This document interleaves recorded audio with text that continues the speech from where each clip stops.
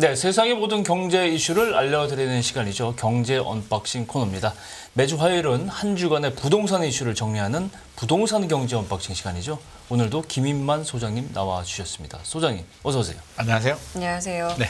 저희가 지난주에 전세 사기 이야기 했었고 네네. 이제 정부가 특별법을 내놨습니다. 다만 어제 국회에서 심사를 진행했는데 이제 합의점을 찾지를 못해서 이제 추가 논의를 이어가기로 했는데요. 네. 일단은 지금까지 좀 어느 정도 수준까지 정리가 됐는지부터 좀 이야기를 시작해 볼까요? 네, 정부 발표한 내용부터 한번 살펴볼 텐데요. 네. 이제 여러 가지 내용이 담겼는데 다 우리가 예상했던 내용들이 들어왔습니다. 네. 경공매에 넘어간 전세 사기집을 이제 세입자가 매수 희망을 하면 낙찰을 받을 수 있게 해주고요. 낙찰을 싫다, 나 낙찰 안 받겠다 하시는 분들한테는 이제 LH가 공공 매입을 해서 임차인 안정적으로 거주할 수 있게 해주고요. 네. 이 부분이 좀 추가가 됐는데 생계가 어려운 분들에 대해서는 긴급 복지 자금 지원을 해주고 신용대출, 저리 신용대출을 해줍니다. 그래서 네. 자금 자금 지원을 해주고요. 찾아가는 상담 서비스 같은 서비스도 해주고 전세 사기 처벌도 강화하겠다. 이 5가지 내용이 포함되었습니다. 이 내용은 알아듣겠는데 이게 네네. 세부적으로 들어가면 궁금한 점이 참 많아요. 하나씩 네네. 좀 알아보겠습니다. 네네. 거주 중인 주택이 경매로 넘어갈 경우 네. 세입자가 매수를 희망하면 낙찰을 지원해 준다. 어떻게 지원해 주는 겁니까? 이게 좀 여러 가지 내용들이 있는데요. 일단 경공매 유예 조치가 있습니다.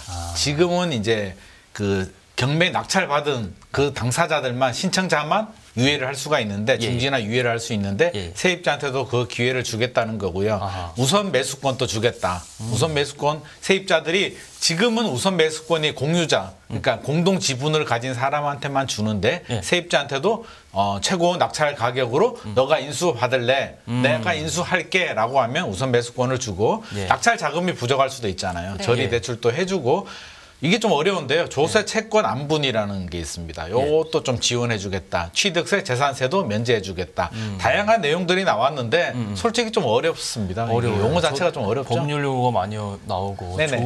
조세 채권인 이 말은 제가 처음 듣는 얘기인데. 아, 그렇죠. 그래서 그거는 좀 설명을 드려야 될 것 같아요. 다른 부분에 대해서는 우리가 좀 이해를 할 수 있겠는데 뭐 내가 우선 낙찰 받을 수 있게 해주겠다 이해가 되는데 그렇죠. 조세 채권 안분이라는 게 뭐냐면 제가 예를 한번 들어볼게요. 10억짜리 집에 이제 그 뭐 조세 체납을 10억을 했습니다. 세금 10억을 안 갚은 거예요. 집주인이 세금이 물려 있는 거예요, 이게? 그 집에? 그렇죠. 그러면 경매에 넘어가게 되면 국세가 우선이잖아요. 그렇죠. 10억을 가지고 가게 되면 남는 돈이 하나도 없는 거잖아요. 네. 그러면 법원에서 어떻게 되냐면 미잉여 기각이라고 해서 경매를 못하게 해버립니다. 너는 경매에도 가지고 갈 게 하나도 없잖아. 세금 가지고 가면 남는 게 없기 때문에 이거는 경매할 필요도 없다라고 해서 기각을 시키는데 이게 좀 억울하잖아요. 알고 보니까 집주인이 집이 100채가 있는 거예요. 네. 그러면 이 한 채를 가지고 이 한 채가 100억이 뭐 10억이 체납이 됐다고 해서 경매를 막아버리면 세입자가 피해를 많이 보니까 그렇죠. 100채를 공평하게 n분의 1로 하는 거죠. 아. 그러면 한 채당 1,000만 원씩만 세금을 갚으면 되니까 경매 넘어가서 1,000만 원 갚고 남는 돈에 대해서는 내가 배당을 받을 수가 있으니까 그렇게 채권을 좀 안분하겠다라는 게 조세 채권 안분 제도입니다. 이해가 됐습니다. 네네. 저는 이게 좀 궁금했는데 네네. 우선 매수권을 부여한다라는 이야기. 네네. 우선 매수를 할 수 있게 해준다고 했는데 이게 어쨌든 이제 경매인 거잖아요. 네네. 얼마를 할지를 써서 내야 하는데 네. 그거를 마음대로 써서 내서 다 낙찰을 받는 건 아닐 것 같거든요. 네네. 그럼 이게 어떻게 좀 진행이 된다는 걸까요? 그거 물어보시는 분들이 많은데요. 그러면 나는 최저가로 그냥 한 1,000만 원 써버리겠다라고 하시는 분들이 있는데 그렇게는 안 되고요. 최고가 우선입니다. 그러니까 최고가가 뭐냐면 기존에는 만약에 다른 A라는 사람이 8,000만 원을 썼어요. 뭐 6,000만 원, 8,000만 원을 쓰면 나는 9,000만 원을 써야 내 집이 될 수 있는 네네. 거잖아요. 근데 이번 같은 경우는 8,000만 원이 가장 높은 가격이면 세입자한테 우선권을 줍니다. 너 A가 8,000만 원 섰는데 네가 8,000만 원에 우선 매수할래? 라고 해서 오케이라고 하면 8,000만 원에 매수할 수 있는 제도이지 그거보다 낮게 살 수 있다는 제도는 아닙니다. 그렇군요. 계속 궁금한 게 생겨요. 네네. 집주인한테 돈을 이렇게 빌려주는 은행이 있잖아요. 네. 누가 갚아야 됩니까? 이것도 이제 좀 따져봐야 되는데 은행이 선순위다라고 하면 예를 들어서 제가 예를 들어 볼게요. 이것도 네. 자 1억 원이 은행에서 선순위 근저당을 잡았습니다. 네네. 먼저 잡고 내 전세금이 1억이에요. 네. 그럼 총 2억인데 집이 1억으로 이제 최우선 금액이 이제 1억이 된 겁니다. 가장 높은 금액이 1억이 낙찰이 되면 예. 자 1억 원을 어떻게 처리하느냐? 내가 우선 매수를 하고 싶다면 예를 들어서 최우선 변제금이 있을 수도 있잖아요.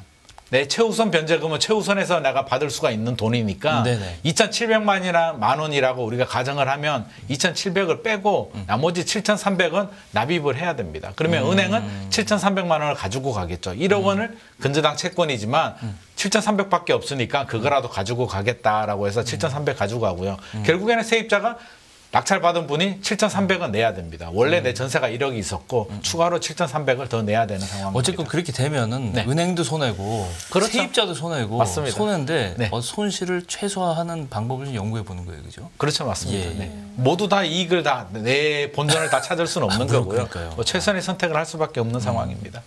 또 낙찰을 받으면 뭐 금융 세제 지원도 있다고 하는데 이건 네. 어느 정도 수준까지 받을 수 있는 걸까요? 저 개인적으로는 좀 무이자 정도는 해줬으면 참 좋았겠다라는 생각이 드는데요. 무이자는 아니고요. 주택기금 지원을 해주는데 네. 지금 또 최우선으로 해주는 게 신혼부부들한테 디딤돌 대출이 이제 최우선 그 대출 상품이거든요. 네. 보면 그 소득별로 1.85에서 2.7% 정도 금리가 적용이 되고요. 최장 30년이고 거치 기간, 이자만 내는 기간이 원래 1년이었는데 이번에는 3년으로 좀 늘려주겠다. 원금을 갚기도 대출 내기도 힘든데 원금까지 갚아라고 하면 힘드니까 네. 최우선으로 이 정도까지는 해주겠다는 거고요. LTV, DSR 완화해주고요. 네. 취득세도 면제를 해주는데 200만 원까지. 그러니까 비싼 집들은 좀 더 내라. 200만 원까지는 면제를 해주고 재산세는 전용 면적 60제곱미터 이하는 50% 감면을 해주고요. 60제곱미터 넘어가게 되면 25% 감면을 해줍니다. 그렇군요. 일반적인 경우라면 1.8% 물론 최저지만 맞습니다. 굉장히 좋은 조건이긴 해요. 굉장히 좋죠. 네. 근데 전세 사기 피해자들한테는 이게 사실은 플러스잖아요. 부담이 더 그렇죠. 추가되는 그렇죠. 몫이 이만큼이니까 대부분 부담이 세입자 되죠. 그렇죠. 대부분 세입자들이 전세 자금 대출을 받았고요. 네. 지금 이자를 내고 있는 상황이거든요. 또 내야 되니까. 그렇죠. 내 돈은 받을 수가 없는데 이자는 지금 계속 내는 상황에서 그러니까. 낙찰을 받게 되면 앞서서 우리가 7,300만 원 예를 들어서 제가 내야 된다고 했는데 1.8%라도 저는 부담스럽지 않을까 하는 생각을 당연히죠. 지을 수가 없습니다. 예. 이제 그렇기 때문에 나는 낙찰을 받고 싶지는 않다라고 이제 선택하시는 분들도 계실 거고 네네. 그런데도 이제 거주를 하고 싶으신 분들 혹은 거주를 해야 하는 분들이 있을 테니까 네네. 이거에 대해서는 이제 LH가 매입을 한다라는 거죠. 그렇죠. LH가 이제 우선 매수권, 세입자한테 있는 우선 매수권을 LH로 양도를 해서 LH가 가장 높은 낙찰 가격으로 매수를 한 다음에 이제 LH가 집주인이 되는 거죠. 그렇죠. 집주인이 되고 세입자한테 너 안 쫓겨나게 해줄게. 지금이 어떤 상황이 발생하냐면 뭐 A라는 사람이 낙찰을 받으면 세입자를 쫓아내거나 이제 딜을 한다고 합니다. 네. 너 대출 요즘 잘 나오니까 차라리 전세금을 올려줘. 대출 더 받아서 올려줘. 아니면 너 나가. 라는 하는 문제가 생기고 있기 때문에 그걸 예방하기 위한 이런 조치가 나온 것 같습니다. 여기서 제일 궁금한 게 예를 들어서 네. LH가 집주인이 된다고 말씀하셨는데 네네. 당연히 그렇게 되는 건데 네. 내 전세금은 어떻게 되는 거예요? 예를 들어서 내 전세금 원래 8천만 원이었어요. 네네. 그럼 LH가 8천만 원 고스란히 더 보증 떠안는 건가요? 세입자는 이제 그걸 원하는 건데요. 국토부에서는 못을 박았습니다. 그건 안 된다. 여러 사기 사건들이 있기 때문에 형평성 문제 때문에 직접적인 구제책은 없다. 그래서 자금 지원을 안 해주고요. 이 부분이 이제 좀 논란이 될 수는 있는데 아마 기존에 있는 LH가 하던 공공임대의 보증금 기준을 그대로 적용을 할 것 같습니다. 아, 그러면 여기서도 전세 피해를 보는 분들이 또 덜 피해를 보는 정도지 피해가 없어지진 않네요. 그렇죠. 100% 구제는 없다라고 못을 박았고요. 사실 구제를 해주게 되면 또 형평성 문제도 있을 것 모럴 같습니다. 해저드 보이스피싱 있죠. 당하신 분들도 있고요. 그렇죠. 또 다른 어려운 분들도 많기 때문에 예. 사실 국토부도 좀 굉장히 고민은 될 것 같습니다. 그렇군요. 자, 그리고 그 생계비 월 100만 원 정도를 지원해 준다고 하는데 이거는 그 모두에게 해당이 되는 건가요? 아, 이것도 모두한테 줬으면 참 좋을 것 같은데요. 또 이것도 또 조건이 걸립니다. 이게 일단 생계비가 월 62만 원 지원이 되고요. 주거비 월 40만 원, 의료비 300만 원 이내로 지원이 되는데 네. 기준이요. 1인 가구 기준으로 월 소득 156만 원입니다. 이게 저는 요즘 최저임금도 200만 원 넘거든요. 예. 근데 156만 원이면 파트타임으로 일하시는 분들밖에는 대상이 안 될 것 같고 재산이 3억 1천만 원 넘어가면 안 되고요. 금융재산이 600만 원 넘어가면 안 됩니다. 막 돈 뺄 것 같은데요. 600만 원 넘는 분들. 그래서 좀 너무 좀 타이트하다. 최소한 좀 이게 전세 사기 대상이 되면 특별법 대상이 되면 좀 많은 분들이 혜택을 받을 수 있도록 좀 완화를 해줘야 되지 않나 하는 생각이 들고요. 156만 원은 좀 약하다는 생각을 지울 수가 없습니다. 그 156만 원이 기준이 되는 거는 뭐 최저 임금을 받는 분들 이하 계층만 이하죠. 네. 해당이 된다 이렇게 네네. 보면 될 것 같은데 뭔가 그래도 도움은 될 것 같기도 하고. 그렇죠. 안 하는 것보다는 훨씬 좋습니다. 여러 가지 뭐 복잡한 뭐 세법이 있을 것 같아요. 네네. 이런 지원안이 뭐 계속되는 건 아니잖아요. 시한이 2년입니다. 2년 특별법이기 때문에 2년 지나면 안 됩니다. 그렇군요. 전세사기 피해자가 되려면 이 6개를 다 갖춰야 되고 또 6개 요건이 있죠. 요건이 있죠. 근데 요건 자체가 또 굉장히 어려워요. 그래서 굉장히 반발이 있어서 어제 좀 수정안이 또 나왔습니다. 그래서 굉장히 좀 혼란스러워요. 이게 네. 특별법 안이 나오고 또 수정안이 나왔는데 먼저 이제 기존 안을 살짝 살펴보면 대항력을 갖춰야 되고요. 확정일자를 받아야 된다. 우리가 다 알고 있는 내용이고요. 두 번째는 임차 주택이 경공매 진행이 돼야 된다. 경공매 진행이 되지 않으면 특별법 대상이 되지 않고요. 뭐 면적 보증금 고려해서 임차 서민주택이어야 된다. 네 번째는 수사 개시 등 전세 사기 의도가 있어야 된다. 다섯 번째는 다수의 피해자가 있어야 된다. 여섯 번째는 보증금의 상당액이 미반환이 돼야 된다. 미반환 우려가 있다.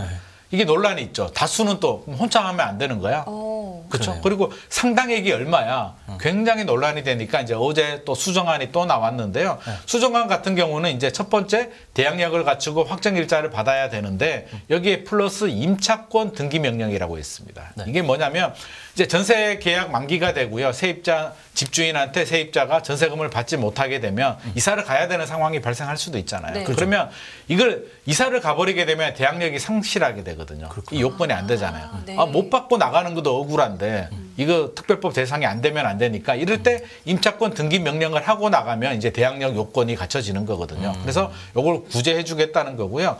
전체적으로 좀 너무 뭐 이런 뭐 피해 사례들이 많기 때문에 좀 완화를 좀 시켜주겠다. 경공매뿐만 아니라 임차인이 파산하거나 회생 절차에 들어가도 구제를 해주겠다는 거고요. 네. 다수의 피해자는 삭제가 됐습니다. 이건 좀 너무 모호하다 해서 모호하죠. 삭제가 됩니다. 네. 그렇죠. 그리고 상당액도 좀 수정이 돼서 전액이나 일부가 피해를 보더라도 대상이 될 수 있게 해주겠다. 그리고 면적 기준은 없어졌고요. 또 보증금 기준이 3억 원 이하인데 최대 4억 5천까지는 보장해주겠다. 이런 내용들이 수정안에 들어갔습니다. 그러면은 이 지금 수정안이 그러니까 6개에서 4개로 바뀐 거잖아요. 네네. 이 4개 중에 하나가 돼야 된다는 게 아니라 모두 4개 다. 모두 포함이 됐을 때 예, 해당이 모두 됐을 답니다. 때. 그래서 원래는 6개 모두 다인데 이제 피해자들이 아니 6개 다 만족하기도 힘들다. 이거 우리 지원 안 해주는 거 아니냐라는 네네. 반발이 있어서 일단 4개인데 4개 모두 다 통과를 해야 됩니다. 그렇군요. 몇 가지 더 질문하고 싶은 게 있는데요. 네. 우선 매수권을 이제 임차인이 이럴 경우에 네네. 전세금 문제가 생길 수 있게 써야 되잖아요. 네. 언제 써야 됩니까? 이 권리를. 아, 우선 매수권요? 예, 예. 우선 매수권은 이제 경매 가야 됩니다. 그래서 경매 넘어가서 경매가 넘어간 다음에 이제 우선 매수권을 청구할 수 그렇죠. 있다. 경매 넘어가서 이제 넘어가는 거죠. 그러면 누군가가 낙찰을 받으면 나한테 우선 매수권이 있으니까 할 수 있는 건데 일단 신청은 해야 되고요. 우선 매수권 이제 경매 넘어갈 때 신청을 해야 되는데 저는 이게 좀 고민이에요. 네.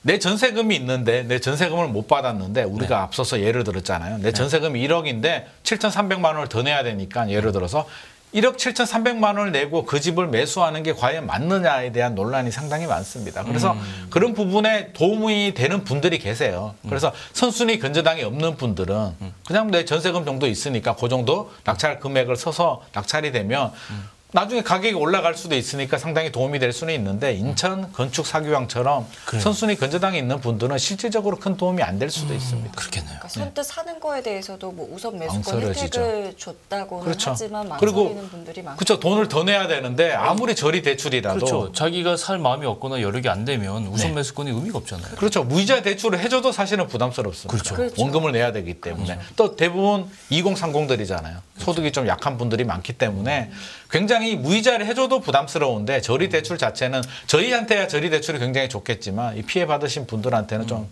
굉장히 좀 그림의 떡이 아닌가 하는 생각이 듭니다. 자, 이렇게 저희가 뭐 여러 가지 지금 나오고 있는 수정안까지도 이야기를 했는데 사실 아쉽다고 말씀은 하셨지만 일부 여론에서는 이것도 상당히 좀 과하다라는 이제 여론도 있는 건 사실이에요. 여론이 네네. 이제 둘로 갈라지는 모습도 좀 볼 수가 있는데 좀 그 부분은 좀 어떻게 좀 정리가 돼야 될까요? 아, 국토부도 아마 고민을 좀 했을 거예요. 이게 더 지원을 사실은 마음은 해주고 싶겠죠. 더 해주게 되면 다른 피해자들, 전세 사기뿐만 아니라 수많은 피해 전세 사기 사건들이 전세뿐만 아니라 사기 사건들이 오늘 또 발생하고 있고요. 아마 내일에도 엄청 발생을 할 텐데 언제까지 정부가 민사 사건이거든요. 그렇죠. 이게 민사 사건 개인 간의 사건에 정부가 얼마나 더 개입을 해야 되느냐의 논란은 여전히 존재하고 있기 때문에 참 이 선을 지키는 게 좀 어렵. 문제인데 저는 2030들이 피해를 많이 받고요. 우리 미래의 또 허리 주축 세력이기 때문에 이런 분들이 좀 잘 자립할 수 있도록 일어설 수 있도록 좀 빠른 지원 대책은 필요하고 직접적인 돈을 안 주더라도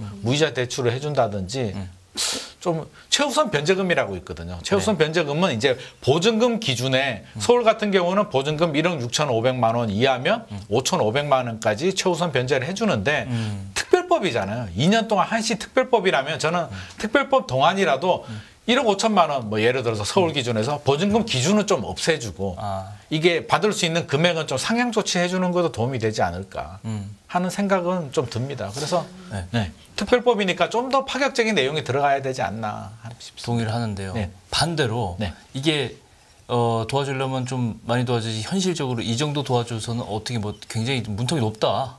뭐 이런 것도 있잖아요. 그렇죠. 그런 측면에서 어떻게 볼 수 있어요? 이게 바라보는 산이 다른데요. 이제 피해자들은 전세 사기 피해자들은 내 전세금 온전히 받기를 원하는 거고요. 그렇죠. 정부 입장에서는 주거 안정성, 쫓겨나지 않게, 명도 당하지 않게 안전하게 거주할 수 있는 데 좀 포커스를 많이 맞췄습니다. 그래서 서로 좀 이견이 있고요. 바라보는 산이 다르기 때문에 이게 좁혀지기는 좀 어려울 것 같은데 직접적인 지원을 해주지 않으면 현실적으로 좀 어려운 부분이 있고요. 제 생각에는 서로 좀 양보를 해야겠다. 피해자들도 100% 받기가 어렵다면 일정 부분 50%라도 우선 변제 받을 수 있게 최우선 변제금을 좀 상향 조정해달라라는 요구를 좀 할 필요도 있을 것 같습니다. 이 중간 지점이 필요한데 그러니까요. 말이 쉽지 이게 쉽지가 않아요. 어렵죠. 제가 근본적인 질문 하나만 마지막으로 드릴게요. 네네. 소장님이 생각하시기에 네. 우리나라 전세 제도의 네. 문제점이나 이게 전세 제도가 뭐 없어져야 된다, 뭐 계속돼야 이 차원이 아니고 네네. 전세 제도라는 건 사실 뭐 우리가 알기에는 우리나라 정도만 있는 제도다 이렇게 생각이 되는데 네네. 그래서 그런지 젊은 층들이 지금 월세로 바꾸고 저금리 시대에는 그랬잖아요. 네네. 월세로 바꾸기도 하고 맞습니다. 했는데 지금 금리 다시 올라가다 보니까 네. 이렇게 비싼 돈을 은행에 지불하느니 차라리 전세를 사겠다 이렇게 해서 전세가 생기는 거 아닙니까? 맞습니다. 전세 제도 유지에 대해서는 어떤 스탠스가 보이세요? 전세 제도를 갑자기 폐지하게 되면 또 수많은 혼란이 생기죠. 전세 제도가 사실은 굉장히 좋은 제도이거든요. 세금 하나도 안 내고 집값의 절반 정도만 내고 그 집에 안전하게 거주하다가 전세금을 돌려받는 제도인데 문제는 전세금을 안전하게 돌려받는 게 가장 관건이거든요. 전세 제도가 사실은 이게 무이자 대출하고 똑같습니다. 세입자가 이자를 내고 집주인한테 세입자가 돈을 빌려주고 집주인 집에 잠시 그냥 얹혀서 사는 거거든요. 이게 국가적으로 보면 국민들의 거주 안정성에는 굉장히 좋은 제도라고 저는 좋은 생각해요. 제도인데 이제 보증금 반환이 이제 그 문제가 되는 해결돼야 거죠. 돼요. 그래서 이게 네. 근본적인 문제이고요. 네. 사실은 그동안 전세 가격이 계속 올라갔기 때문에 문제가 발생하지 않았던 거죠. 그렇죠. 인천 사기왕도 전세 가격이 올라갔으면 사기가 아닌 거죠. 결과적으로. 조용히 넘어가는 거죠. 그래서 조용히 넘어가는데 이제는 전세금이 떨어지는 걸 우리가 확인을 했거든요. 금리가 더 올라갈 수도 있다. 금리가 올라가면 전세가 떨어질 수 있다는 걸 이제 확인을 한 상황이기 때문에 정부도 일단 구제 대책도 중요하지만 네. 전세 제도의 근본적인 문제, 어떻게 세입자 돈을 안전하게 보관할 수 있을까? 그렇다면 집주인이 지금 전세금을 받아서 다 써버리잖아요. 내가 집을 살 때 써버리기 때문에 네네. 은행처럼 지급 준비율 제도가 있잖아요. 네. 이제는 전세금의 일정 부분은 좀 예치를 해서 안전하게 보관할 필요가 있겠다. 저는 이제 이런 거를 좀 공론화할 필요는 있을 것 같습니다. 그렇군요. 알겠습니다. 우리 전세 사기 피해자 지원 방안에 대해서 이야기 나눠봤는데요. 이제 이게 국회에서 또 어떻게 정리가 될지까지도 저희가 좀 지켜보면 좋을 것 같습니다. 김인반 소장님은 여기서 인사드릴게요. 고맙습니다. 네, 수고하셨습니다. 예, 깊이가 다른 경제 뉴스 연합뉴스 경제TV 경제 언박싱 오늘 여기서 마무리하겠습니다. 네, 시청해주신 여러분 감사드리고요. 저희는 내일 이 시간에 다시 찾아뵙겠습니다. 네, 지금까지 김경훈. 성윤비였습니다. 고맙습니다. 고맙습니다.